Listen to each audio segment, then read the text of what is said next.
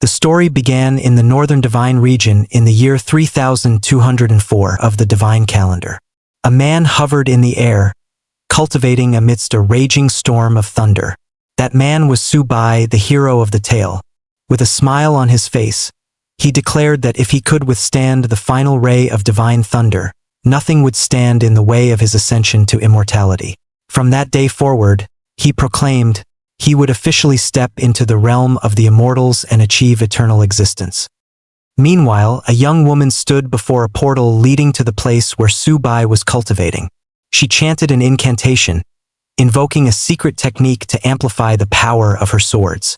She called upon the highest of the underworld, the fire of the spirit, and the messenger of light, the son of heaven and earth. With a cold gaze, the woman, whose hair was styled in pigtails, pointed her sword in Subai's direction and commanded the divine thunder technique to follow her order.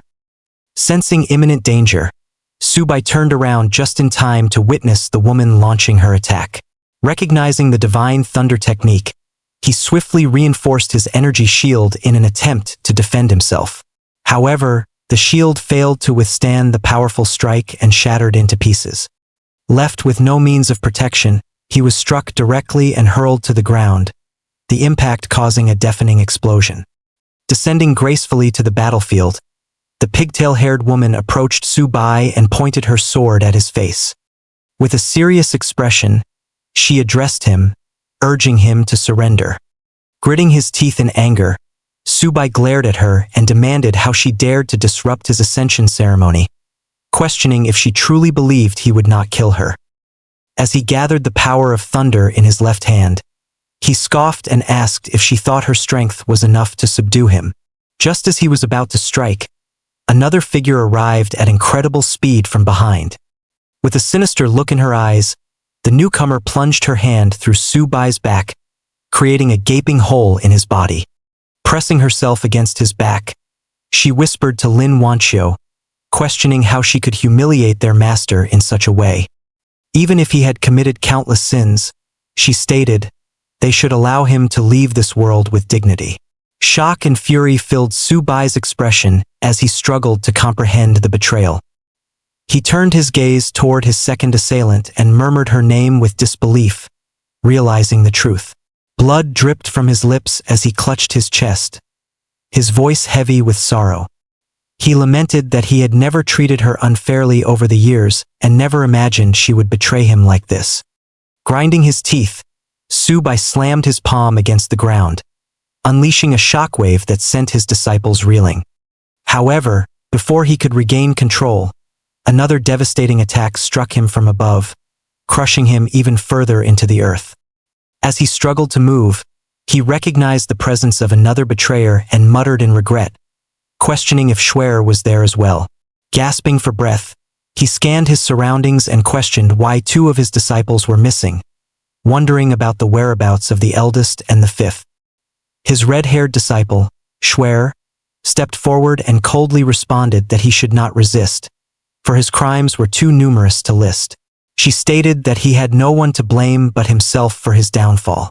A smirk formed on Subai's face as he suddenly burst into hysterical laughter, while placing a hand over his face.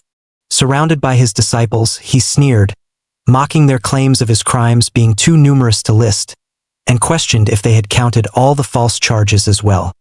Summoning flames into his hands, he brought them together to form a complex seal. As fire engulfed his entire body, he spoke in a chilling tone, stating that they had underestimated him too much. He admitted that he was unaware of their plans, but since they wished to take his life, he would ensure they suffered alongside him. The flames began to take shape, manifesting into a colossal figure, a flame giant wielding a massive sword of fire. The technique was none other than the divine soul's true body, law of heaven and earth. With a deafening roar, he declared that they would accompany him to hell. The tension in the air was palpable. His disciple, Lin Wanqiu, felt the intense heat emanating from the hero. Her heart raced as she looked upon the scene unfolding before her. Panic gripped her, and she couldn't contain the rising fear. Realizing that Subai was planning to self-destruct, She frantically ordered them to stop him immediately. She cursed their absent senior brother, lamenting that the situation was unfolding differently from what he had promised. Without hesitation, the disciples rushed toward Su-bai, shouting in desperation for him to stop. However, in his final moments, Su-bai merely smiled. With one last act of defiance, he swung the enormous flame sword toward the ground. The resulting explosion was catastrophic, engulfing the surroundings in an apocalyptic inferno, shaking the very foundation of the planet itself.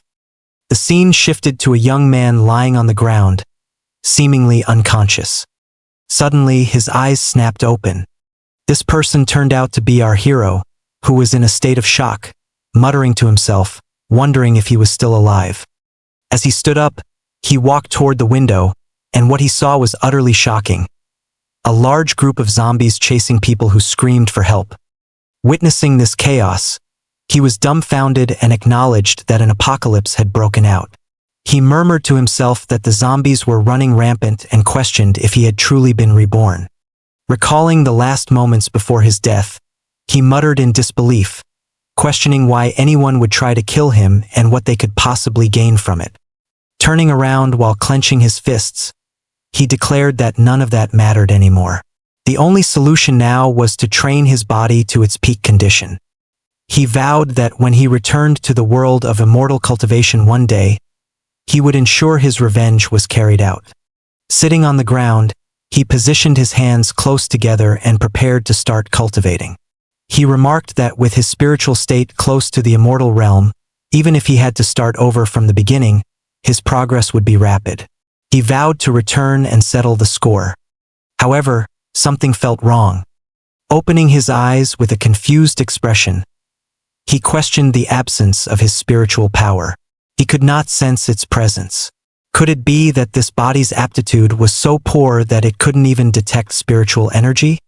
Extending his hand out of the window to confirm his suspicion, he was met with an even harsher reality. Things were far worse than he had imagined. With an anxious look on his face, he realized that this world had no spiritual power at all.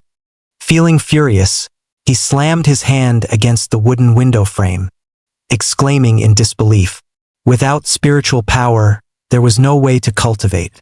Even worse, mere survival in this world would prove extremely difficult." At that moment, two people entered the apartment. One was the current girlfriend of the original owner of our hero's body, and the other was her lover. The woman quickly shut the door, exhaustion evident on her face as she struggled to catch her breath, having barely escaped the zombies outside. Turning to the man beside her, she expressed how terrifying the situation was, stating that she had almost died out there. The man, who had blonde hair, held her tightly and reassured her that she had nothing to fear as long as he was with her. Not wanting to be discovered by her supposed boyfriend, she cautioned her lover against being too touchy, mentioning that the man who lived there might still be inside, and it would be bad if they were caught. Without hesitation, the man removed his clothes and, with a bold grin, suggested that the risk made things even more exciting. He scoffed, calling the supposed boyfriend an idiot and asserting that even if he saw them, he would be powerless to do anything about it. Just then, the woman noticed a bite on her lover's arm and immediately questioned him about it. He casually responded that he might have been bitten by one of the crazed people outside, but insisted that he was fine. He then attempted to steer the conversation back to intimacy. However, before anything else could happen, the woman noticed something strange. Her lover had suddenly stopped moving. Confused, she urged him to continue, only for her eyes to widen in horror as she watched him transform into a zombie before her very eyes. Panicked, she tried to push him away, using both her hands to grab his neck and her legs to kick him back, preventing him from biting her. At that moment, the hero heard the terrified screams of someone crying out for help, begging the monster not to come closer. Hearing this, he questioned whether there was someone else in the apartment. Walking toward the door, he muttered to himself that, according to this body's memories, it should be his girlfriend and her lover. As Su-bai opened the door, he wondered whether the person before him was also a poor soul who had been betrayed by those around him. His cold gaze swept over the horrifying scene unfolding before him. A zombie lover sinking its teeth into the girlfriend of the original owner of his body. The woman noticed Su-bai's presence and screamed desperately, pleading for him to save her and exclaiming that the loser before her was about to eat her. However, with a look of disdain, he ignored her cries and began closing the door. Unable to believe what was happening, she continued to scream while the zombie mercilessly bit into her flesh, cursing Su-bai and demanding that he save her. She warned that he would not escape by leaving her to die and swore that she would never let him go, even if she turned into a ghost. Watching the scene with a satisfied expression, Su-bai remarked that it served her right. His attention then shifted to the chaos raging outside, and he muttered to himself that he needed to find a way out of this situation. He feared that if things continued as they were, he would surely die there, making any hope of returning to his original world impossible. Sitting on the ground, he began to contemplate his next move, knowing he could only rely on himself. He mused that his only chance of survival lay in retrieving something useful from his sea of consciousness. However, given the current body's low cultivation level, he knew there was no way he could hope for an advanced level magic weapon like the 9 Changes Spirit Pellet. Clenching his fists with a determined expression, he declared that he had to take a chance and hope for the best outcome. Moments later, a low-level magic weapon, the 10,000 Souls banner, appeared before him. A gloomy expression crossed his face as he grabbed the weapon and threw it to the ground in frustration. He exclaimed that it was such a rip-off and questioned the point of giving him a low-level magic weapon. He at least expected the divine treasure armor to protect himself. Just then, a system screen manifested before him, stating that the 10,000 Souls banner had been detected and that he was now bound to the 10,000 Souls banner system. Another message appeared, informing him that the system was currently at level 1 and could accommodate 10 souls. To upgrade to level 2, he needed to hunt down an elementary mutant. With a thoughtful expression, Su-bai muttered to himself about the 10,000 Souls banner system, questioning how such a low-level magic weapon could have such a function. He recalled that it had only been capable of collecting souls and wondered what else it could do.